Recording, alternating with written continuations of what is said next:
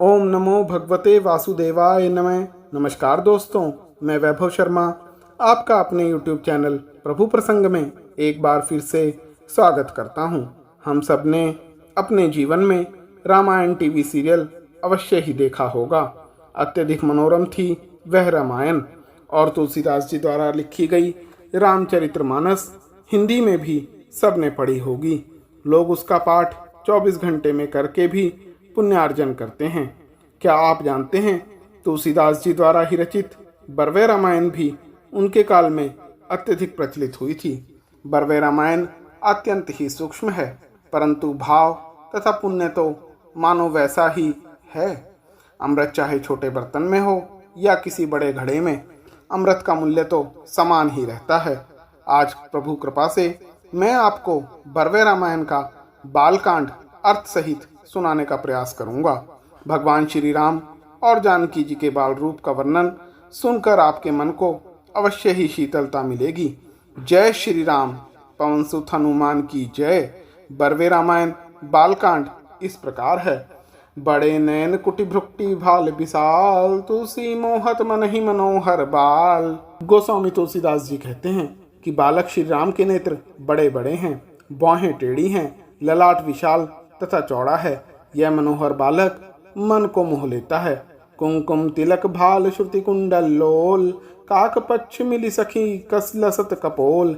अयोध्या के राजभवन की स्त्रियां कहती हैं, सखी श्री राम के ललाट पर केसर का तिलक है और कानों में चंचल कुंडल हैं और जुल्फों से मिलकर गोल गोल गाल कैसे सुशोभित हो रहे हैं। भाल तिलक सर सोहत बौह कमान, मुख अनुहरिया केवल चंद समान। मस्तक पर तिलक की रेखा बाण के समान शोभा दे रही है और बौहें धनुष के समान हैं। मुख की तुलना में तो अकेला पूर्णिमा का चंद्रमा ही आ सकता है। तुलसी बंक बिलोकिनी मृदु मुस्कानी, कस प्रभु नयन कमल अस कहो बखानी। तुलसीदास जी कहते हैं कि श्री राम की चितवन तिरछी है, मंद मंद मुस्कान उनके ओठों पर खेल रही है। प्रभु के नेत्रों को कमल के समान कहकर कैसे वर्णन करूं, क्योंकि ये नेत्र तो नित्य प्रफुल्लित रहते हैं और कमल रात्रि में कुम्हला जाता है। चढ़स दशा यह उतरत जात निदान, कहो न कबहू करकस बौह कमान। श्री राम के बौहों को मैं कभी भी कठोर धनुष के समान नहीं कहूँगा, क्योंकि उस धनुष की दशा यह है कि वह एक बार शत्रु के साथ मुठभेड़ होने पर तो तन जाता है और अंत में काम होने पर प्रत्यंचा से हाथ हटा लिए जाने पर क्रमशः उतरता जाता, यानी कि ढीला कर दिया जाता है। इधर प्रभु की बाहें कोमल हैं और सदा बाकी रहती हैं। काम रूप सम तुलसी राम स्वरूप, को कभी समसरी करे पर भवकूप। तुलसीदास जी कहते हैं कि ऐसा कौन कवि है जो श्री राम के स्वरूप की तुलना कामदेव के रूप से करके इस अपराध से संसार रूपी कुएं और आवागमन के चक्र में पड़ेगा। साधु सुशील सुमति सुचि सरल स्वभाव, राम नीति अरत काम कहा यह पाओ। श्री राम साधु, परम सज्जन, उत्तम शील संपन्न, उत्तम बुद्धि वाले, पवित्र, सरल स्वभाव के तथा न्यायपरायण हैं। भला कामदेव यह सब कहाँ पा सकता है। सिंक धनुष हित सिखन सुकुचित प्रभु लीन, मुदित मांगी इक धनु हिक नृप हंसी दीन। संकोच के साथ प्रभु ने धनुष चलाना सीखने के लिए हाथ में एक तिनके का धनुष लिया। यह देख प्रसन्न होकर महाराज दशरथ ने एक धनुष ही नन्हा धनुष मंगाकर हंसकर उन्हें दिया। केस मुकुट सखी मरकत मणि में होत, हाथ लेत पुनि मुक्ता करत उदोत। श्री राम का वर्णन करके अनंतर अब श्री जानकी जी के रूप का वर्णन करते हैं।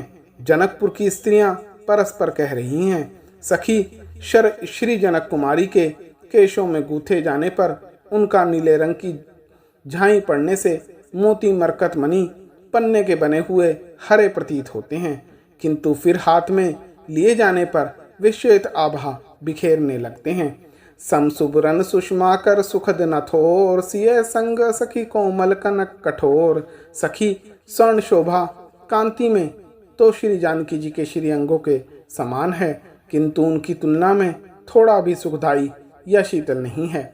और श्री जानकी जी के अंग अत्यंत कोमल हैं, पर स्वर्ण कठोर होता है। सिए मुख सरद कमल जिमी किमि कहीं जाई, निसी मलिन वह निसी दिन यह बिगसाई। श्री सीता जी का मुख शरद ऋतु के कमल के समान कैसे कहा जाए, क्योंकि वह कमल तो रात्रि में मलान होता है, किंतु यह श्रीमुख रात दिन समान रूप से प्रफुल्लित रहता है। चंपक हरवा अंग मिली अधिक सुहाई, जानी परसिय हिवरे जब कुंभलाई।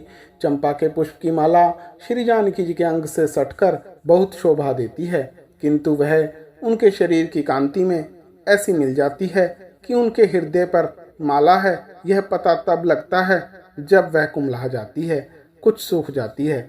सिए तो अंग रंग मिली अधिक उदोत, हार बेल पहिरावो चंपक होत।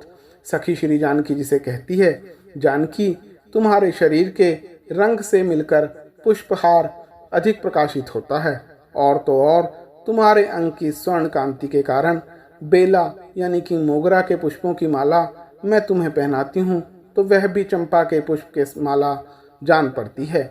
नित्य नेम कृत अरुण उदय जबकि निरखी निशाकर नृपमुख भय मलीन। अब श्री जानकी जी की स्वयंवर का वर्णन करते हैं।